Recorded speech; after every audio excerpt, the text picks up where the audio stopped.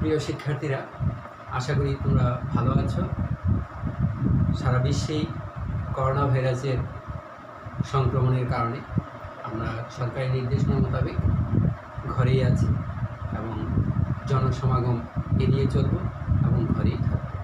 আর এই পরিস্থিতিতে আমি হিমাংশু চন্দ্র মজুমদার, বনানী বিদ্যানিকেতন স্কুল অ্যান্ড কলেজের সিনিয়র শিক্ষক পদার্থবিজ্ঞান বিষয়ে আমি তোমাদের সামনে উপস্থিত হয়েছি।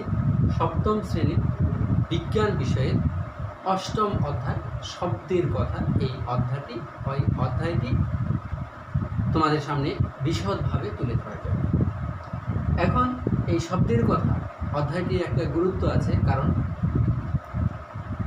এই অধ্যায়টি তুমি যখন বড় হবে তখন দেখবে যে এটা পদার্থবিজ্ঞান বিষয়ের একটা অধ্যায়, এবং তুমি যতদিন পদার্থবিজ্ঞান পড়বে মোটামুটি শব্দের কথা অধ্যায়টি তোমার পাঠ্যসূচির অন্তর্ভুক্ত থাকবে। আর সামনে যেহেতু তোমাদের পরীক্ষা, এই অধ্যায় তোমাদের পরীক্ষায় আছে, তাই এই জন্য তোমরা আমার এই আলোচনাটুকু মনোযোগ দিয়ে শুনবে। আর এই অধ্যায়ের শিখন ফল হচ্ছে, আমি এখানে লিখে দিয়েছি যে শব্দের বৈশিষ্ট্য বর্ণনা করতে পারবে। এই অধ্যায় পাঠ করার শেষে, পাঠের শেষে শব্দের বৈশিষ্ট্য বর্ণনা করতে পারবে শিক্ষার্থীরা, শব্দ সঞ্চালন ব্যাখ্যা করতে পারবে, কঠিন তরল ও বায়বীয় মাধ্যমে শব্দের বেগের তুলনা করতে পারবে, প্রাণী কিভাবে শব্দ শুনতে পায় তা ব্যাখ্যা করতে পারবে এবং শব্দের বেগ নির্ণয় করতে পারবে। তবে এই অধ্যায়টি আলোচনার প্রথমেই আমাদের যে বিষয়টিকে আলোকপাত করতে হয় সেটা হচ্ছে, এক নাম্বার হচ্ছে শব্দ। শব্দ কি? শব্দ হচ্ছে, আমরা যদি এক কথায় বলি, শব্দ হচ্ছে এক প্রকার শক্তি যা আমাদের কানে প্রবেশ করে শ্রবণের অনুভূতি জন্মায়। অর্থাৎ শব্দ এক প্রকার শক্তি যা কানে প্রবেশ করে শ্রবণের অনুভূতি জন্মায়। তাহলে শব্দ কি আমরা দেখি যে শব্দ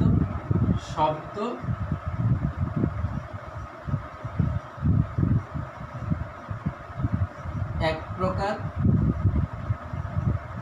শক্তি যা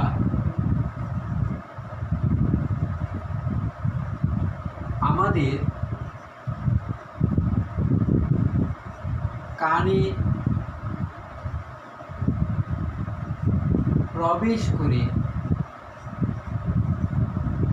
শ্রবণের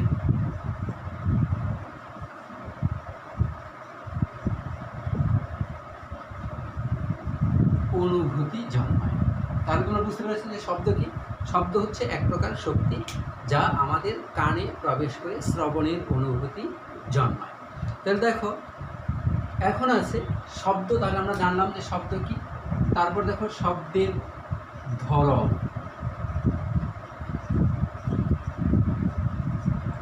কত ধরনের শব্দ আছে? শব্দের ধরন সাধারণত দুই ধরনের। শব্দের ধরন হচ্ছে দুই ধরনের। এক নাম্বার হচ্ছে, শব্দের ধরন হচ্ছে দুই ধরনের। তাহলে এক নাম্বার হচ্ছে সুরযুক্ত শব্দ। এক নাম্বার হচ্ছে আমাদের সুরযুক্ত শব্দ। দুই নাম্বার হচ্ছে সুরহীন শব্দ।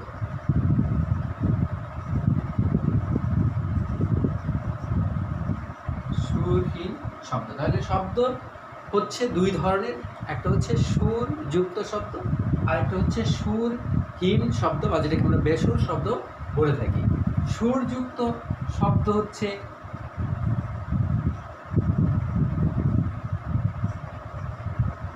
বাঁশির সুর,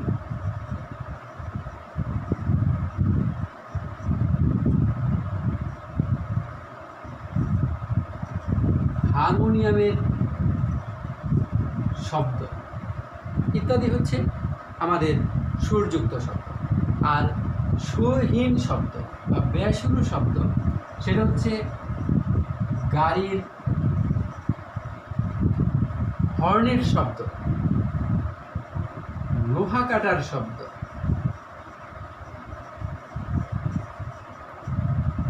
লোহা কাটার শব্দ। তাহলে আমরা বলতে পারি যে শব্দ দুই ধরনের, একটা হচ্ছে সুরযুক্ত শব্দ আর একটা হচ্ছে সুরহীন শব্দ। সুরযুক্ত শব্দগুলো বাঁশির সুর, হারমোনিয়ামের শব্দ, আর সুরহীন শব্দ হচ্ছে গাড়ির হর্ন এবং লোহা কাটার শব্দ। এ ধরনের শব্দগুলো হচ্ছে সুরহীন শব্দ।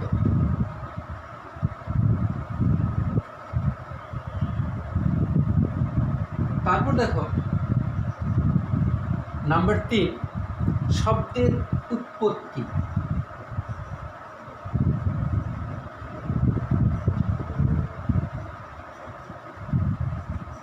শব্দের উৎপত্তি, শব্দ কিভাবে উৎপন্ন হয়ে থাকে? শব্দ উৎপন্ন হয় কম্পনের মাধ্যমে। কোনো কিছু কাঁপলেই সেখান থেকে শব্দ উৎপন্ন হবে। তুমি তোমার কথা বলার সময় এই যে তোমার ভোকাল কর্ডটা আছে, এখানে তুমি হাত দিয়ে দেখো, তোমার যে স্বরতন্ত্রী আছে এখানে তুমি হাত দিয়ে দেখো যে তুমি যখন কথা বলো তখন এটা কাঁপতে থাকে। আর যখন তুমি কথা বলো না, শব্দ করো না, তখন দেখবে যে এটা থেমে আছে, অর্থাৎ সেটা সে কম্পন দিচ্ছে না। এই যে আমরা এই প্রমাণ থেকেই জানতে পারি, বুঝতে পারি যে শব্দ উৎপন্ন হয় একটা কম্পনশীল বস্তু থেকে, অর্থাৎ যে বস্তুটা কাঁপতেছে সেখান থেকেই শব্দ উৎপন্ন হবে।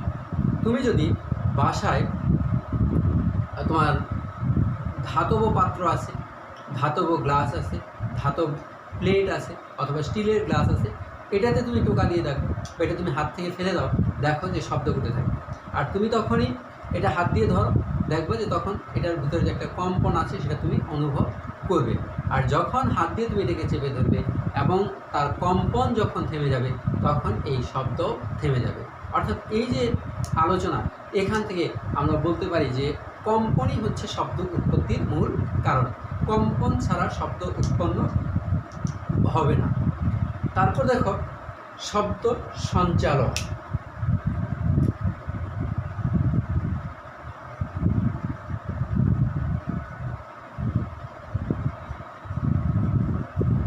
শব্দ সঞ্চালন, শব্দ কিভাবে সঞ্চালিত হয়, অর্থাৎ শব্দ কিভাবে এক স্থান থেকে অন্য স্থানে যায়। তোমরা অবশ্যই স্প্রিং দেখে থাকবে। এটা তুমি যদি দেখো, এটাতে নাড়া দিলে দেখবা যেটা এই দিকে দুলতে থাকে। আবার পানির ঢেউ, এটা পানির ঢেউ,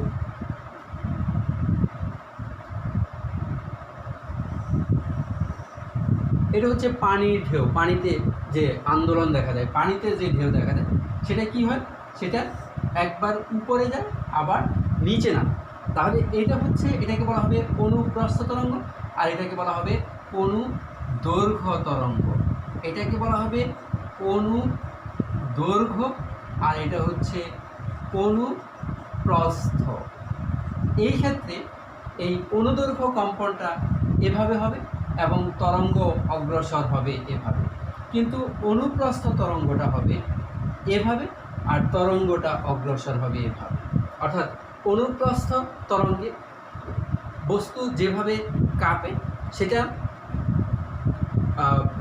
উপরে নিচে কম্পন করবে, আর তার 90 ডিগ্রিতে আমাদের এই শক্তিটা প্রবাহিত হতে থাকবে। আর এখানে সে যেভাবে এভাবে কাঁপতে থাকবে এবং শব্দ এই দিকে যাবে, অর্থাৎ কম্পনের দিকের সাথে সে কী হবে 180 ডিগ্রি কোণে অতিক্রম করতে থাকবে। অর্থাৎ অনুদৈর্ঘ্য তরঙ্গের আকারে শব্দ এক জায়গা থেকে অন্য জায়গায় যায়, বা তুমি বলতে পারো স্প্রিংয়ের মধ্যে আমরা যে কম্পনটা দেখে থাকি ঠিক সেভাবেই শব্দটা এক স্থান থেকে অন্য স্থানে অতিক্রম করতে থাকে। অর্থাৎ তাহলে আমরা বলতে পারি যে কোনো মাধ্যমে শব্দের যে বেগ সেটা অনুদৈর্ঘ্য তরঙ্গের আকারে, অর্থাৎ স্প্রিং যেভাবে কাঁপে ঠিক সেভাবে অগ্রসর হতে থাকে। তারপর দেখো যে শব্দের বেগ।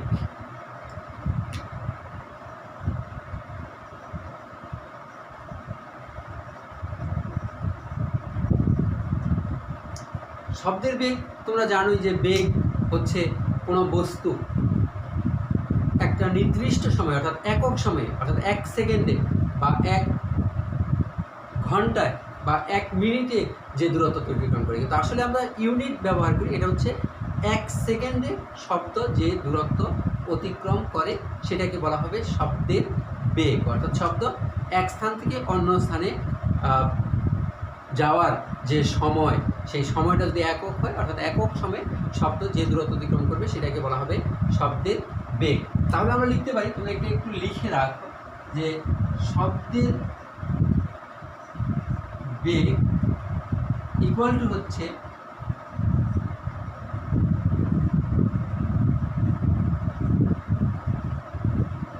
অতিক্রান্ত দূরত্ব বাই সময়। অর্থাৎ শব্দ যে দূরত্ব অতিক্রম করে সেই অতিক্রান্ত দূরত্বকে আমরা যদি সময় দ্বারা ভাগ করি তাহলে আমরা শব্দের বেগ পেয়ে থাকবো। অর্থাৎ একক সময়ে একটি নির্দিষ্ট দিকে শব্দের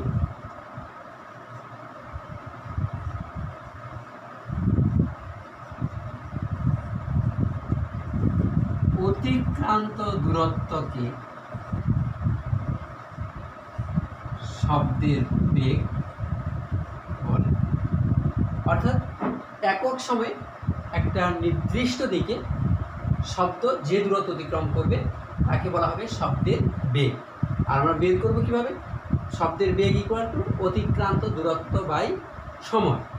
আর শব্দের বেগের একক, শব্দের বেগ তাহলে অতিক্রান্ত দূরত্বের একক, অতিক্রান্ত দূরত্বকে আমরা যদি মিটারে প্রকাশ করি এবং সময়কে যদি আমরা সেকেন্ডে প্রকাশ করি তাহলে এটার একক হবে মিটার পার সেকেন্ড। তাহলে আমরা কি বলতেছি? শব্দের বেগ কি? অতিক্রান্ত দূরত্ব বাই সময়। আর একক সময়ে একটা নির্দিষ্ট দিকে শব্দ যে দূরত্ব অতিক্রম করবে সেটাকে বলা হবে শব্দের বেগ। আর শব্দের বেগ হচ্ছে, শব্দের বেগের যে একক আমরা বের করব সেই এককটা হচ্ছে, এটা আমরা একক বের করতেছি, সেই এককটা হচ্ছে যে অতিক্রান্ত দূরত্বের একক হচ্ছে মিটার আর সময়ের একক হচ্ছে সেকেন্ড। তাহলে শব্দের বেগের একক হবে মিটার পার সেকেন্ড। তাহলে দেখো এই যে শব্দ যে আবার বিভিন্ন মাধ্যমের মধ্য দিয়ে বিভিন্নভাবে অতিক্রম করে থাকে বা বিভিন্নভাবে সেটার অবস্থানের পরিবর্তন করে থাকে। যেমন শূন্য মাধ্যমের মধ্য দিয়ে শব্দ চলাচল করতে পারে না।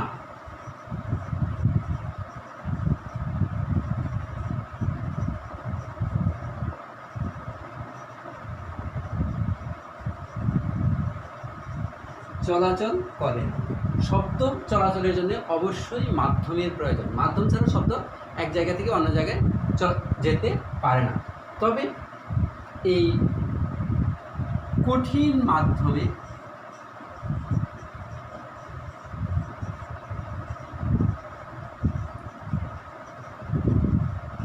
শব্দের বেগ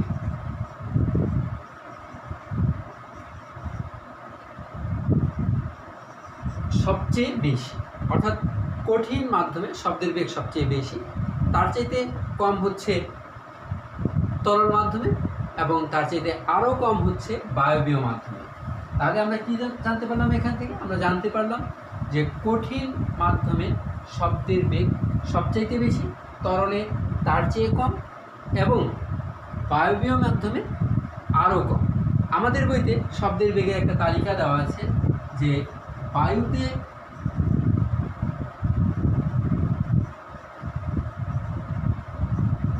শব্দের বেগ 343 metre per second.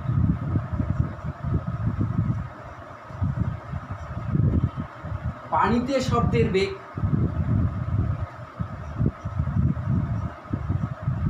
1496 metre per second. আর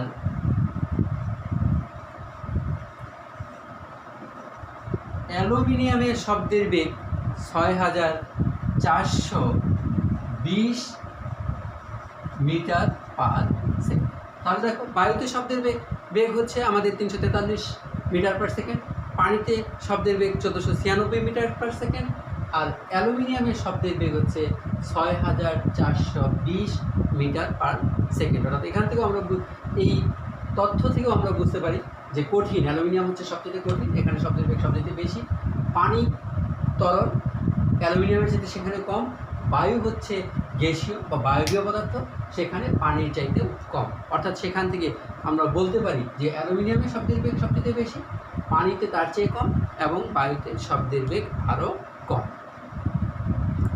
তারপর দেখো আমরা জানতে পারি যে প্রাণীরা কিভাবে শব্দ শুনতে পায়।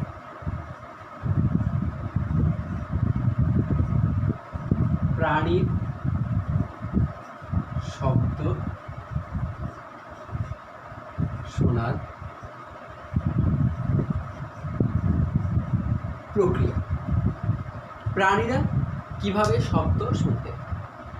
এখন সকল প্রাণীর কানের শেষের দিকে, শেষ প্রান্তে একটা পর্দা টান টান করে লাগানো আছে। কি করা আছে? যে প্রাণীর কানের ভিতরের দিকে, শেষের প্রান্তের দিকে একটা পর্দা টান টান করে লাগানো আছে। যখন কোনো শব্দ এসে আমাদের এই কানের পর্দায় আঘাত করে, তখন সেই কানের পর্দাটি কাঁপতে থাকে এবং আমরা সেখান থেকে শব্দ শুনতে পাই। অর্থাৎ এই প্রক্রিয়ার মাধ্যমেই সকল প্রাণী তার শব্দ শুনতে পেয়ে থাকে। অর্থাৎ তাহলে আমরা কী বলছি যে শব্দ কীভাবে শুনতে পাই? যে প্রাণীদের কানের ভিতরে একটা পাতলা পর্দা আছে, যেটা টান টান করে লাগানো আছে। যখন কোনো শব্দ এসে এই পর্দায় আঘাত করে, তখনই আমরা এটা কম্পিত হয় এবং আমরা শব্দটা শুনতে পাই। তারপর দেখো যে তাহলে তোমরা অবশ্যই শিক্ষার্থীরা বুঝতে পেরেছে যে প্রাণীরা কিভাবে শব্দ শুনতে পায়। এখন দেখো এই শ্রাব্যতার সীমা।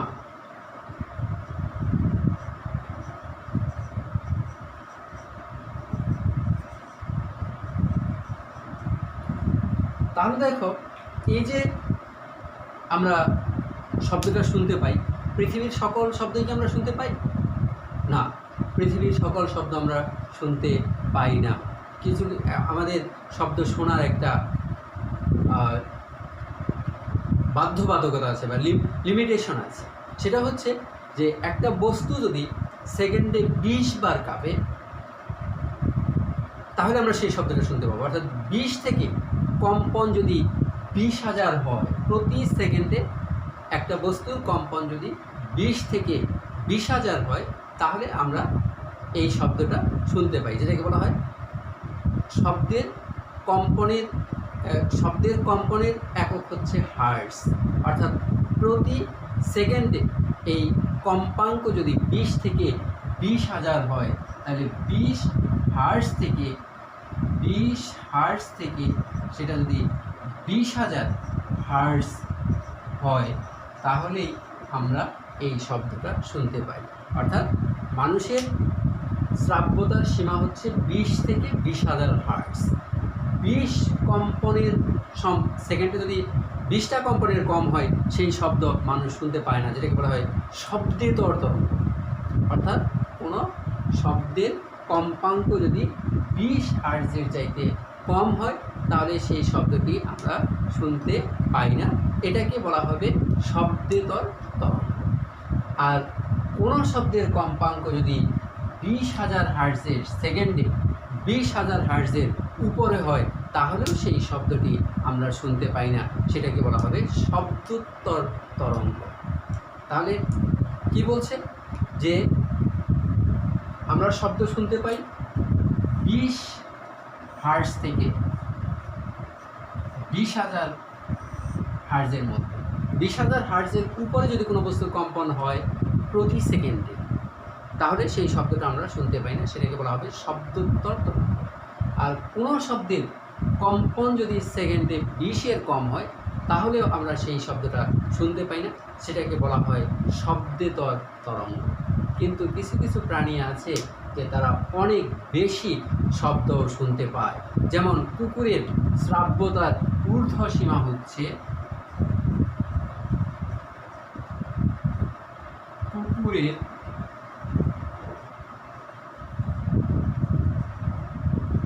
শ্রাব্যতা ঊর্ধ্ব সীমা হচ্ছে 35,000 হার্টজ। কুকুরের শ্রাব্যতার ঊর্ধ্ব সীমা হচ্ছে 35,000 হার্টজ, অর্থাৎ কুকুর 35,000 কম্পাঙ্ক পর্যন্ত শব্দ শুনতে পায়। তারপর আমাদের অধ্যায়ে যে বিষয়টি আছে সেটা হচ্ছে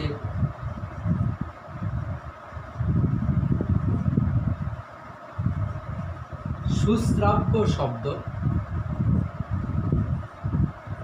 ও নয়েজ। সুশ্রাব্য শব্দ হচ্ছে যে শব্দগুলো শ্রুতিমধুর, যে শব্দগুলো শুনতে ভালো লাগে, সেই শব্দগুলোকেই বলা হয় সুশ্রাব্য শব্দ। যেমন গানের সুর, বিভিন্ন বাদ্যযন্ত্রের সুর, গিটারের সুর, বেহালার সুর, একতারা ইত্যাদি হচ্ছে বাদ্যযন্ত্র। এই সকল বাদ্যযন্ত্রের সুরকে বলা হবে সুশ্রাব্য শব্দ। যে শব্দগুলো আমাদের ভালো লাগে, যেগুলো আমরা শুনতে যে শব্দগুলো ভালো লাগে সেগুলোকে বলা হবে সুশ্রাব্য শব্দ। আর নয়েজ হচ্ছে যে শব্দগুলো গোলমাল সৃষ্টি করে, অর্থাৎ যে শব্দগুলো আমাদের শুনতে ভালো লাগে না, যে শব্দগুলো আমাদের কাছে বিরক্ত লাগে, সেই শব্দগুলোকে আমরা নয়েজ বলে থাকি। সেগুলো সুশ্রাব্য শব্দ নয়। সেই শব্দগুলো যেমন লোহা কাটার শব্দ, সাইকেল বা রিক্সার বেলের শব্দ, কোনো কনস্ট্রাকশন বিল্ডিং ভাঙতেছে সেরকম শব্দ, এই শব্দগুলোকে আমরা নয়েজ বলে থাকি। অথবা তোমরা দেখবা যে গাড়ির যে হর্ন, বিরক্তিকর হর্ন, সেটাও কিন্তু নয়েজ। সেই শব্দটাও আমাদের ভালো লাগে না, যেটা আমাদের মস্তিষ্কে বা শরীরেও গোলমালের সৃষ্টি করে।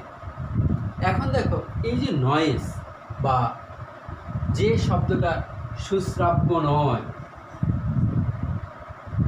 এই শব্দটা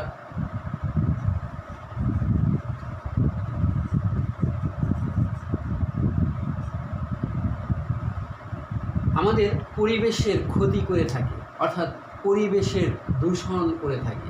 পরিবেশ বিভিন্নভাবে দূষিত হয়। এই শব্দ একটা মাধ্যম যা পরিবেশকে দূষিত করে থাকে। এই যে অতিরিক্ত শব্দ যেটা আমাদেরকে বিভিন্নভাবে বিরক্ত করে, সেই শব্দটা তার জন্যেই পরিবেশ দূষিত হয়। এই শব্দগুলোর মধ্যে মাইকের অবাধ ব্যবহার, তোমরা যেমন দেখবে নির্বাচনী প্রচারণা, এই সকল ক্ষেত্রে অনেক সময়, বেশিরভাগ সময় মাইক ব্যবহার করা হয়, এই মাইকের শব্দ। তারপর তোমার গাড়ির হর্ন, কলকারখানার শব্দ, এবং এই শব্দগুলো আমাদের কী করে পরিবেশ দূষিত করে থাকে, পরিবেশকে নষ্ট করে থাকে, আমাদের মনের উপর একটা বিরূপ প্রতিক্রিয়ার সৃষ্টি করে থাকে। আর এই যে শব্দগুলো, গাড়ির হর্ন, মাইকের অবাধ ব্যবহার, তারপর কলকারখানার শব্দ, এই শব্দগুলো আমাদের উপরে কী প্রতিক্রিয়ার সৃষ্টি করে? এই শব্দগুলো আমাদের যে প্রতিক্রিয়ার সৃষ্টি করে সেগুলো হচ্ছে যেমন কানের স্থায়ী সমস্যা হতে পারে, এমনকি কোনো কোনো লোক বধির হয়ে যেতে পারে। বধির বলতে যারা মনে করো উচ্চ শব্দের কলকারখানায় কাজ করতে থাকে, তারা কিন্তু একটা নির্দিষ্ট টাইমের পরে, অর্থাৎ হয়তো যখন তার চাকরি শেষ তখন, বা চাকরি চলাকালীনই সে আর কানে আগের মতো ভালো করে শুনতে পায় না। এই যে কলকারখানার শব্দের কারণে তার কানের একটা স্থায়ী ক্ষতি হয়ে থাকে। মেজাজ খিটখিটে হয়ে যায়, অর্থাৎ মেজাজ ভালো থাকে না এই শব্দের কারণে। এমনকি তোমার রক্তচাপও বৃদ্ধি পেতে পারে। এই শব্দের কারণে মানুষের শরীরের রক্তচাপও বৃদ্ধি পেয়ে থাকে। এমনকি হৃৎপিণ্ডে এবং মস্তিষ্কেও জটিল রোগ হতে পারে। তাহলে এই প্রতিক্রিয়াটা কি? যে আমরা দেখি যে শব্দ দূষণের প্রতিক্রিয়া,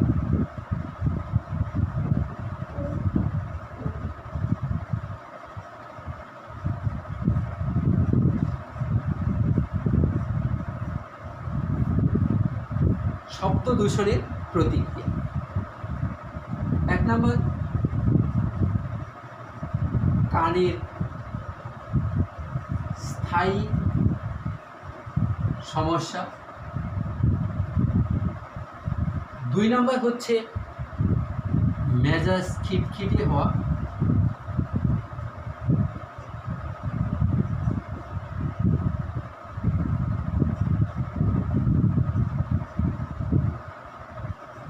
3 নাম্বার হচ্ছে আমাদের রক্তচাপ বৃদ্ধি।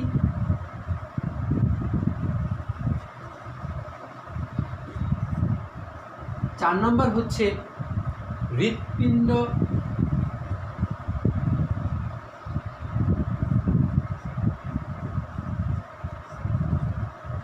ও মস্তিষ্কে জটিল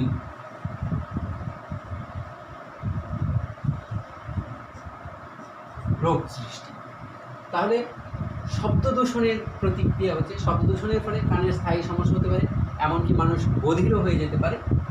2 নাম্বার হচ্ছে মেজাজ খিটখিটে হওয়া। 3 নাম্বার হচ্ছে রক্তচাপ বৃদ্ধি। 4 নাম্বার হচ্ছে হৃৎপিণ্ড ও মস্তিষ্কের জটিল রোগ সৃষ্টি। তাহলে এটার আমরা প্রতিকার করব কি?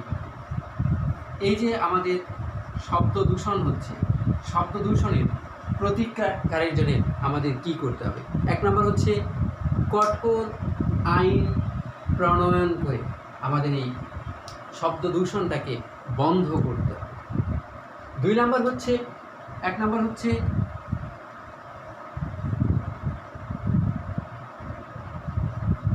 কঠোর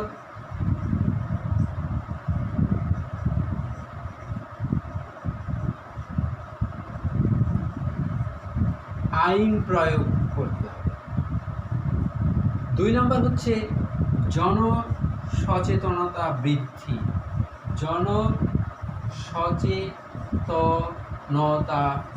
বৃদ্ধি করতে হবে, জনসচেতনতা বৃদ্ধি করতে হবে। আর আরও যেটা করতে হবে 3 নাম্বার হচ্ছে গাছ লাগিয়ে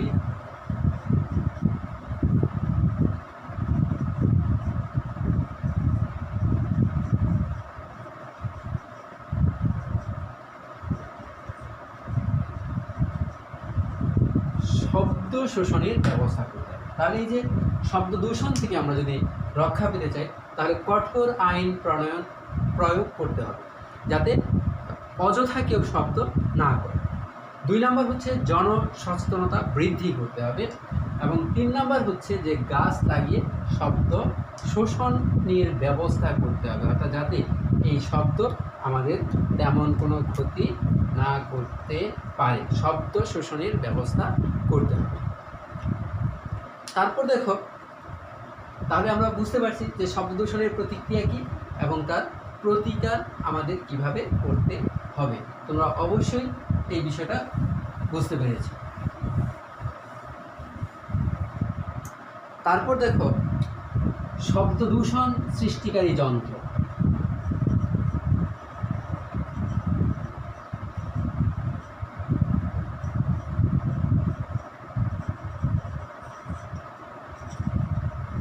দূষণ সৃষ্টিকারী যন্ত্র, শব্দ দূষণ সৃষ্টিকারী যন্ত্র। তাহলে শব্দ দূষণ, এখানে 2 ধরনের শব্দ আছে।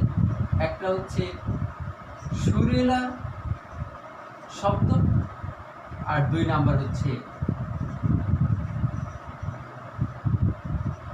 বেসুরু শব্দ। একটা হচ্ছে সুরেলা শব্দ, আর একটা হচ্ছে বেসুরু শব্দ। সুরেলা শব্দ হচ্ছে হারমোনিয়াম, তারপর বাঁশি, একতারা, দোতারা, সেতারা। আর বেসুরু শব্দ হচ্ছে যেমন গাড়ির হর্ন, তারপর সাইকেলের হর্ন, তারপর মাইকের উচ্চ শব্দে গান বাজানো, এগুলো হচ্ছে বেসুরু শব্দ। তাহলে এই সুরেলা শব্দগুলো, যে শব্দ দূষণ সৃষ্টি করে যে সকল যন্ত্রগুলো, সেগুলো হচ্ছে যারা সুরেলা শব্দ সৃষ্টি করে তারা কিন্তু শব্দ দূষণ করে না। শব্দ দূষণ কারা করে? যারা বেসুরু যন্ত্র আছে সেগুলোই শব্দ দূষণ করে থাকে। তবে সুরেলা যন্ত্র যে শব্দের আমাদের ক্ষতি করবে না তা কিন্তু নয়। যে উচ্চ স্বরে, অনেক উচ্চ স্বরে মাইক বা গান, এগুলো অনেক উচ্চ স্বরে বাজানো যাবে না। বাসার টেলিভিশন বা সাউন্ড বক্সে আমরা যে গান শুনে থাকি সেগুলো আমাদেরকে অনেক জোরে বাজানো যাবে না। এগুলো একটা নির্দিষ্ট সীমার মধ্যে থাকতে হবে, অর্থাৎ দেখতে হবে যে আমরা যে বাদ্যযন্ত্রগুলোই বাজাই না কেন সেটা যেন অন্যের ক্ষতির কোনো কারণ না হয়ে থাকে। তাহলে দেখো যে এই পর্যন্তই ছিল আমাদের এই অধ্যায়টি। আমরা আশা করি তোমাদের ভালো লেগেছে, আর তোমরা পাঠ্য বইটা অবশ্যই পড়ে দেখবে যে এই বিষয়গুলো সেখানে আলোচনা করা আছে। ঠিক আছে, আজকে থাকবে এই পর্যন্তই।